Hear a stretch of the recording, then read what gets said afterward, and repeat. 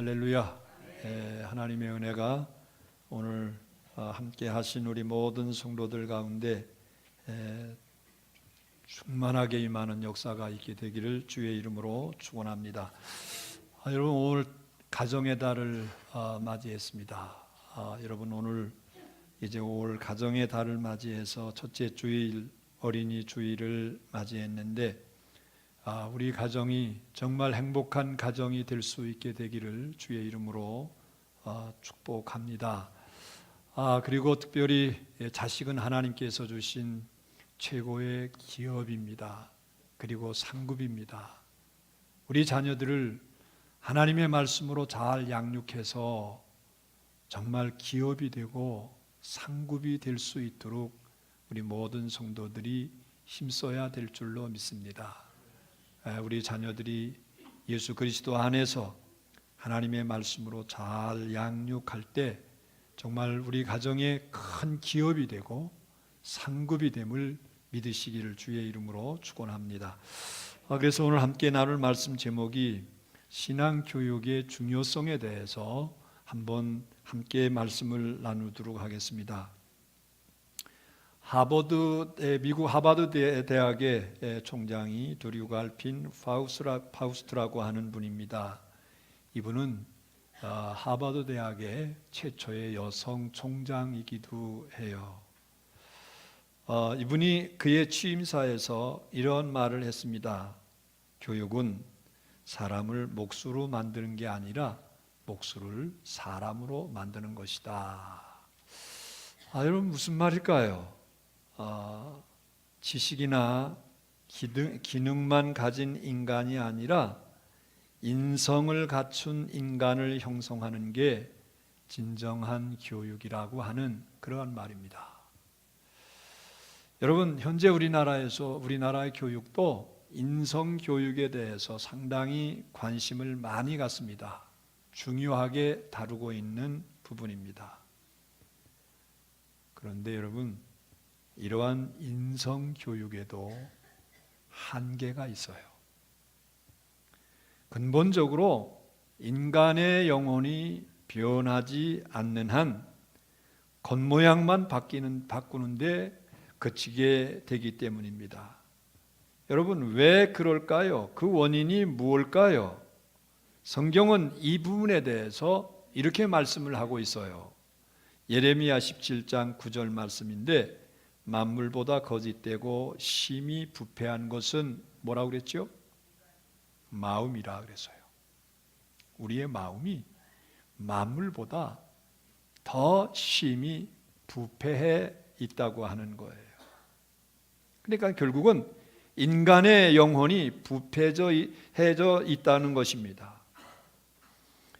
인간의 영혼이 부패한 상태로는 인성교육을 아무리 강화해 본들 또 다른 사이비만 양성하게끔 되어 있습니다.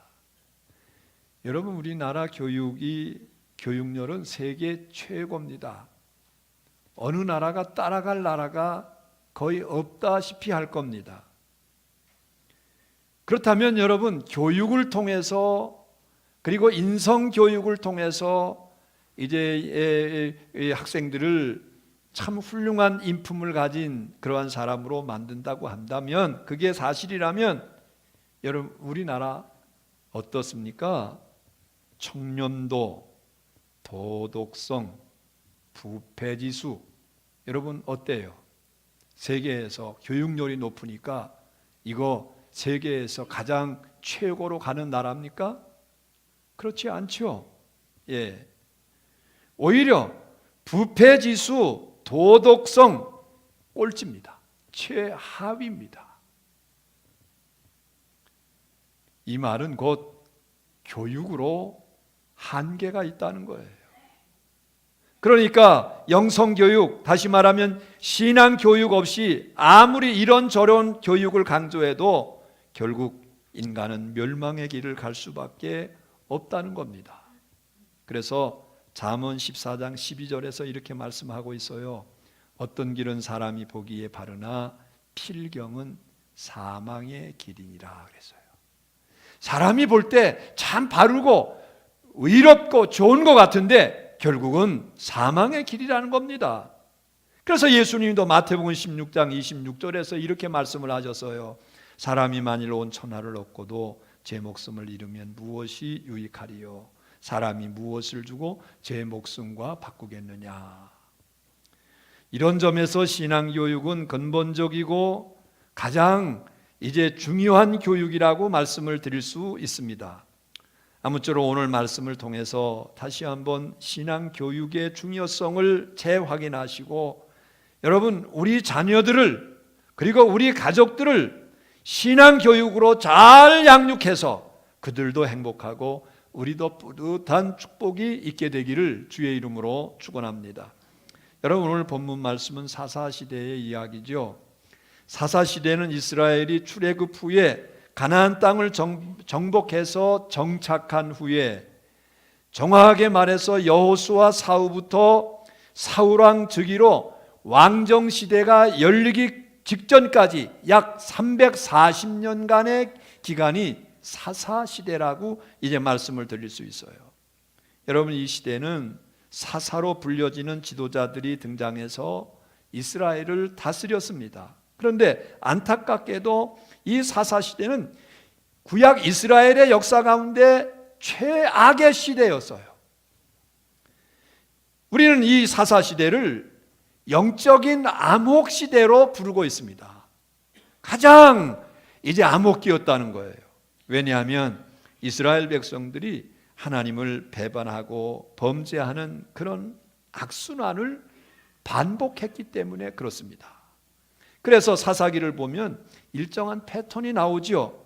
하나님을 배반하고 범죄하면 하나님께서 그들을 징계하셔요. 그래서 이웃 나라들 이제 이방인들을 동원해서 그들을 이제 침략하게 해서 고통을 당하게 하십니다. 그러면 이스라엘이 너무 힘들고 고통스러울 때 하나님 앞에 회개하고 하나님의 은혜를 구합니다. 그러면 하나님께서 그들에게 사사를 일으켜 구원하시고 그래서 태평해집니다. 그런데 여러분, 또 태평해지면 그들이 다시 범죄해요. 그러면 또다시 하나님께서 징계하시고 이런 식이 반복되고 있어요. 여러분, 왜 그들이 이런 악순환이 반복되었을까요? 그 이유가 오늘 본문 말씀 7절과 10절에 나오고 있어요. 여러분, 먼저 7절 말씀부터 봅니다. 다 같이 시작. 백성이 여호수아가 사는 날 동안과 여호수아 뒤에 생존한 장로들 곧 여호와께서 이스라엘을 위하여 행하신 모든 큰 일을 본 자들이 사는 날 동안에 여호와를 섬겼더라. 아멘. 다 같이 아멘. 여러분, 무슨 말씀이냐면 여호수아가 살아 있을 때와 체험한 그다음에 그가 죽은 이후에도 출애굽 시대, 광야 시대, 그다음에 가나안 땅 정복 시대, 그때 살고 있었던 사람들이 살고 있을 동안은 하나님을 잘 섬겼어요. 그런데 그들이 다 죽은 이후에는 하나님 섬기는 방법을 잃어버렸다는 거예요. 그래서 10절 말씀에 보면 이렇게 말씀을 하고 있어요. 다 같이 봅니다. 시작. 그 세대의 사람도 다 그 조상들에게로 돌아갔고 그 후에 일어난 다른 세대는 여호와를 알지 못하며 여호와께서 이스라엘을 위하여 행하신 일도 알지 못하였더라. 그러니까 출애굽 세대, 그 다음에 광야 세대, 그 다음에 가나안 정복 세대, 이럴 때는 이스라엘 백성들이 그들이 살아있을 동안에는 이스라엘 백성들이 하나님을 잘 섬겼습니다. 그런데 그들이 죽은 이후에 문제가 벌어진 거예요. 여러분, 그들이 다 죽은 이후에 다른 세대가 태어납니다. 이것을 10절 말씀에는 다른 세대로 이렇게 표현을 하고 있어요. 신세대입니다. 새로 태어난 세대는 하나님을 잘 알지 못했다는 겁니다. 여러분, 이게 무슨 뜻입니까? 정말 그들이 하나님을 몰랐을 거예요? 아닙니다. 그들이 하나님을 알았어요. 그런데 문제는 그 하나님을 어떤 하나님으로 알고 있느냐? 지식적으로만 알고 있느냐, 체험을 통해서 하나님의 능력을 그들이 경험하면서 그 하나님을 알고 있느냐, 이것이 문제예요. 여러분, 그들은 하나님을 지식적으로만 알아서요. 출애굽 세대에, 또 광야 세대에서, 또 정복 세대에서 하나님께서 역사하신 것을 믿고 그리고 경험하고 그리고 그 하나님을 찬양했던 그러한 사람들 세대는 하나님을 잘 섬겼어요. 그런데 단순히 지식적으로만 알고 있는 다른 세대가 나타나니까 그들의 시대가 부패하기 시작했어요. 범죄하기 시작했어요. 하나님의 살아계신 역사를 체험하지 못했고 그로 인해서 참 신앙을 갖지 못했다는 겁니다. 그래서 그들에게 신앙의 형식화만 가지고 왔어요. 매너리즘화된 그러한 신앙만 가졌어요. 입술로는 하나님을 불렀습니다. 그러나 실제로는 하나님을 경험하지 않았고 그분의 말대로 살지 않았다는 거예요. 여러분, 그러면 오늘 우리 이 시대는 어떻습니까? 오늘 이 시대에 많은 사람들이 사사시대에 이 다른 세대와 같은 그러한 신앙을 가지고 있는 사람들이 많이 있어요. 하나님을 그저 지식적으로만 알고 있어요. 체험적인 신앙이 없다는 거예요. 하나님께서 나를 통해서 역사하시고 오늘 이 시대에 하나님께서 이렇게 역사하고 계시다는 그러한 체험적인 신앙이 없다는 거예요. 그러다 보면서 신앙이 어떻게 변합니까? 형식적으로 바뀌어요. 매너리즘화된 신앙으로 되어 있어요. 어쩌면 오늘 이 시대에 가장 무서운 적입니다. 오늘 이 10절 말씀에서 사용한 단어 중에 알다라고 하는 말이 아주 의미심장합니다. 히브리어로 야다라고 하는데 이것은 단순한 지식이 아닙니다. 개인적인 하나님을 깊이 체험한 후에 아는 것을 의미합니다. 그런데 여러분, 이 사사시대에 그러한 신앙이 없었다는 거예요. 하나님을 체험한 신앙, 그래서 하나님을 보다 더 구체적으로 아는 그러한 신앙이 아니었다는 겁니다. 그러니까 사사시대의 악순환을 반복하게 된 그 원인은 한마디로 신앙교육의 실패입니다. 여호수아와 동시대 사람들은 출애굽, 광야, 가나안 정복 등 고난의 현장에서 그들은 하나님을 순간순간마다 체험했습니다. 그런데 그 다른 세대는 틀렸어요. 그리고 개개인이 하나님과 인격적인 깊은 관계를 맺고 하나님을 신뢰하고 사랑하고 여호와를 경외하는 그런 신앙이 기본적인 신앙인데, 새로 태어난 신앙 세대는 귀동냥으로만 듣고 그냥 흘러버렸어요. 그저 형식적인 명목상 신앙이었다는 겁니다. 그래서 인본주의의 신앙을 갖게 되었고 결국 하나님의 진노를 자초해서 멸망의 길로 나가게 됐던 겁니다. 여러분, 오늘 우리 시대도 마찬가지입니다. 여러분, 기성시대, 이 기성시대는 전쟁과 가난을 경험하면서 고난 가운데서 하나님을 만났어요. 그리고 살아계신 하나님의 역사를 체험했습니다. 그런데 안타깝게도 젊은 세대와 어린 세대는 신앙 교육을 제대로 시키지 못한 우를 범하고 있습니다. 심지어 여러분, 크리스천 가정에서조차 신앙 교육보다 여러분 세상 지식 교육의 교육가 위주가 아닙니까? 그래서 세상 그저 지식 위주의 교육만 온통 신경을 씁니다. 여러분, 이렇게 되면 우리도 이 사사시대와 같은 악순환이 반복되지 않을까 두렵습니다. 여러분, 결국 인생의 생사화복은 하나님의 손 안에 있음을 믿으시기를 바랍니다. 또 현세가 중요하지만은 내세가 더 중요함을 분명히 믿으시기를 바랍니다. 그렇다면 신앙 문제가 인생의 행복과 승리의 핵심이 아닙니까? 이 문제를 무시하고 어떻게 행복한 인생, 영원한 생명을 우리가 얻을 수 있을까요? 여러분, 그러면 이제 어떻게 하면 좋을까요? 신앙 교육을 통해서 심령의 부흥을 이룰 수 있어야 될 줄로 믿습니다. 그리고 이를 위해서 가정과 교회의 역할이 있습니다. 여러분, 그 역할이 뭘까요? 첫째, 이 가정교회의 역할은 무엇보다 교육의 주체가 가정임을 잊지 말아야 됩니다. 성경을 보면 부모가 자식의 신앙 교육을 전담해야 될 것을 말씀을 하고 있어요.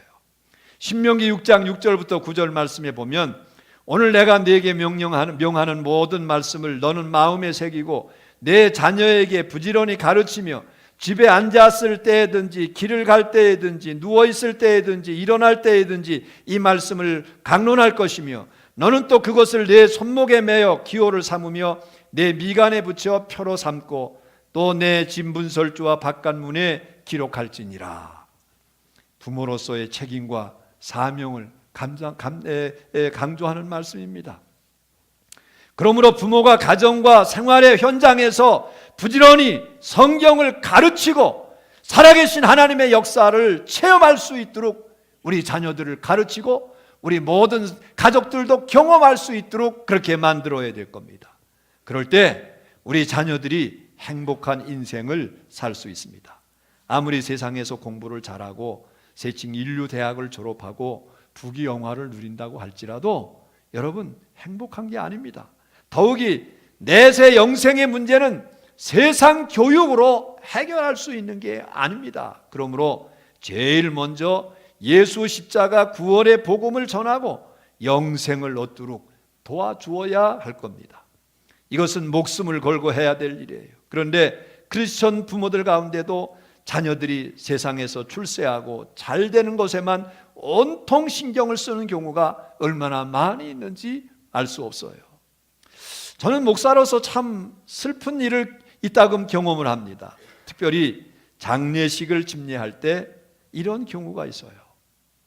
고인은 크리스천이잖아요. 그러니까 그분은 천국에 가셨겠지만은 남은 자손들에게 전혀 신앙이 계승되지를 못한 거예요.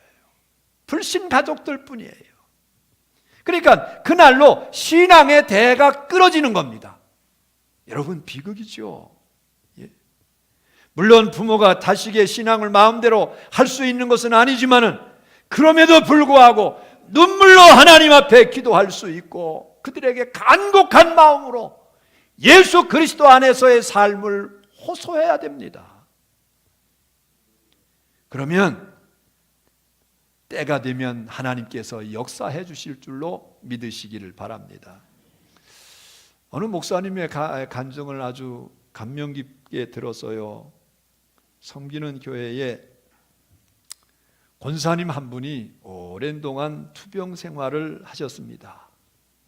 어느 날 권사님이 목사님께 전화를 드려서 신방을 요청했어요. 그런데 신방을 요청하신 게 병 고침 받기 위해서 요청하신 것이 아니었어요. 그 권사님에게 두 아들이 있었어요. 두 아들이 있었는데 아직 예수를 믿지 않는 거예요. 그런데 이 권사님 마음속에 병세가 자꾸 악화되어 가니까 급해집니다.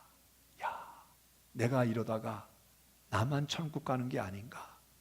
이러다가 내 자식들은 다 지옥 불에 떨어지는 것이 아닌가? 이런 것을 생각하니까 마음이 너무 다급해지는 거예요. 너무 마음이 힘들어지는 거예요. 그래서 목사님께 신방을 요청하는 게 아들들에게 복음을 제시해달라는 거예요. 그래서 그날 특별히 아들들을 다 오라고 불러놓고 목사님을 신방 요청하신 거였어요. 이 목사님이 그 두 아들에게 복음을 열심히 제시를 했습니다. 그리고 이제 영접 기도까지 했어요. 그들이 예수님을 이제 앞으로 믿겠다고 대답을 했어요. 그래도 정말 그들이 예수를 믿을까 그런 이제 마음이 있었는데 얼마 후에 그 권사님이 돌아가신 거예요. 권사님이 돌아가셔서 그 장례를 다 은혜 가운데서 집례를 마쳤는데 그 다음 주간서부터 그 아들들이 교회를 나오는 거예요. 열심히 신앙생활을 하는 거예요. 여러분, 그 권사님은 부모로서 마지막까지 최선을 다한 거예요. 부모가 부모의 역할을 잘 감당한 거예요. 여러분, 오늘 우리 자녀들 가운데 아직까지도 불신 자녀들이 있고 불신 가족들이 있다면 여러분 그대로 뭐 지들이 안 믿는데 어떻게 하겠어, 내가 어떻게 할 방법이 없는데 이렇게 하고 그냥 포기하시렵니까? 여러분 이래서는 안 됩니다. 우리 가족들이, 우리 자녀들이 구원받을 수 있도록 부모가 자식을 책임지고 자식이 부모를 책임지고 형제가 형제를 책임질 수 있는 우리 성도들이 다 될 수 있게 되기를 주님의 이름으로 축원합니다. 벌써 오래전서부터 토요일에, 이제 오는 토요일에 가족 초청을 해서 식사하면서 복음을 나눌 수 있는 기회를 갖겠다고 해서요. 그런데 신청하는 분들이 없어요. 나오겠다고 하는 분들이 별로 없어요. 가슴이 찢어질 것 같아요. 너무 힘들어요. 그러면 그 가족들을 어떻게 한다는 말입니까? 어떻게 해야 되겠습니까? 여러분 오늘 제가 예화로 이 권사님, 한 분의 권사님 이야기를 드렸는데 여러분 최선을 다하시기를 주의 이름으로 축원합니다. 특별히 여러분 우리는 우리 자녀들에게 하나님의 말씀을 부지런히 가르쳐야 됩니다. 우리 자녀들이 이렇게 구원받는 것도 중요하지만은 또 다른 중요한 게 있어요. 여러분 남은 생에 세상에서 승리하는 삶의 문제도 중요합니다. 성경은 인생의 매뉴얼입니다. 십자가 복음을 믿으면 구원을 얻지만은 이 세상에서 승리의 삶을 살기 위해서는 성경 말씀대로 순종하며 살아야 됩니다. 그래서 복음을 믿음으로 구원, 말씀 순종으로 축복, 이 사실을 명심하시기를 바랍니다. 따라서 해보십시다. 복음을 믿음으로 구원, 말씀 순종으로 축복. 그러니까 믿음으로 구원받고 순종함으로 하나님 앞에서 축복받는 그러한 삶을 살 수 있다는 거예요. 이 사실을 명심해야 됩니다. 요한계시록 20장 6절을 보십시오. 나를 사랑하고 내 계명을 지키는 자에게는 천대까지 은혜를 베푸느니라. 여러분 말씀대로 살면 자자손손 신앙의 계보가 이어지고 영생을 얻을 뿐만이 아니라 이 세상에서도 잘 되는 축복을 대대로 이어가게 될 줄로 믿으시기를 바랍니다. 우리 자녀들이 지금 부모 슬하에 있지만은 언젠가는 우리 곁을 떠납니다.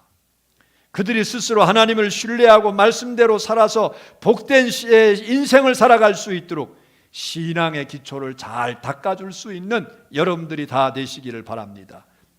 부디 저와 여러분이 신앙 교육을 확실히 함으로 우리 자신과 자손들이 대대로 영생과 축복을 얻을 수 있게 되기를 주의 이름으로 축원합니다. 두 번째는 교회의 역할이죠. 여러분 가정이 교육의 주체이지만은 그 중심을 잡아주는 사명이 교회에 있습니다. 그런 점에서 교회의 역할이 큽니다. 여러분 과거에 한국 교회는 눈부신 성장의 역사를 경험했습니다. 특히 주일학교가 그랬죠. 그래서 저도 어릴 때 보면 이 교회 가면 어린아이들이 교회당 안에 아주 가득 채워졌어요. 그렇게 교회 학교가 부흥이 됐어요. 여러분 특히 여러분 지금 장년 성도들이 이만큼 된 것도 그 결과라고 저는 믿습니다. 그런데 최근 급격히 주일학교가 쇠퇴하고 있습니다. 이유는 출산율 저하도 있지만은 우리 성도들이 신앙 교육보다 세상 교육에 더 우선을 두고 있다는 그런 것입니다. 어느 통계를 보면 전국적으로 매년 1만 명씩 주일학교 학생이 줄어들고 있다고 그래요. 그래서 지금은 아예 주일학교가 사라진 그러한 교회들이 많습니다. 여러분 우리 서울중앙지방에도 보면 100여 개가 넘는 교회가 있는데 주일학교 없는 교회가 태반이에요. 주일학교가 지금 이렇게 존속하는 교회가 그리 많지 못해요. 안타까운 일입니다. 저출산 시대에 아이들 숫자가 주는 것도 원이지만은 그런 핑계로 넘어갈 수 없는 심각한 문제입니다. 어느 교회의 학생의 반응의 표가 이렇게 했대요. 반응하라 이겁니다. 반응하라. 그 담당 전도사님이 교회에 와서 예배하고 설교를 하는데 학생들이 너무 무반응이더래요. 설교할 맛도 안 나더래요. 그래서 반응하라, 이러한 표어를 정했다고 그래요. 여러분, 이러한 현상들을 그냥 흘려버리면 곤란합니다. 저부터 우리 교역자들, 그리고 교회 어른들, 그리고 교사들 각성하는 마음으로 정말 뜨거운 마음을 갖고 우리 아이들이 또 성도들이 반응할 수 있도록 그렇게 해야 될 줄로 압니다. 물론 교사들이 수고가 얼마나 많은지 몰라요. 여러분, 일주일 내내 직장 생활하다가 또 주일날 와서 아이들과 씨름을 합니다. 얼마나 힘들겠어요. 하지만 어린 아이들을 말씀으로 양육하는 게 가장 중요한 사명이고 하나님 앞에서 보람된 일이라고 하는 사실을 우리가 알아야 됩니다. 그리고 우리 모든 성도들은 교사들을 격려해 주어야 돼요. 칭찬해 줘야 돼요. 힘을 불어넣어 줘야 돼요. 그래서 어린아이들을 기쁨으로 양육할 수 있도록 우리 모든 성도들, 특히 어른들이 이제 우리 교사들을 잘 격려해 주고 힘을 불어넣어 줄 수 있는 우리 성도들이 다 되시기를 주의 이름으로 축원합니다. 사도 바울이 우리 부모와 교사의 모델입니다.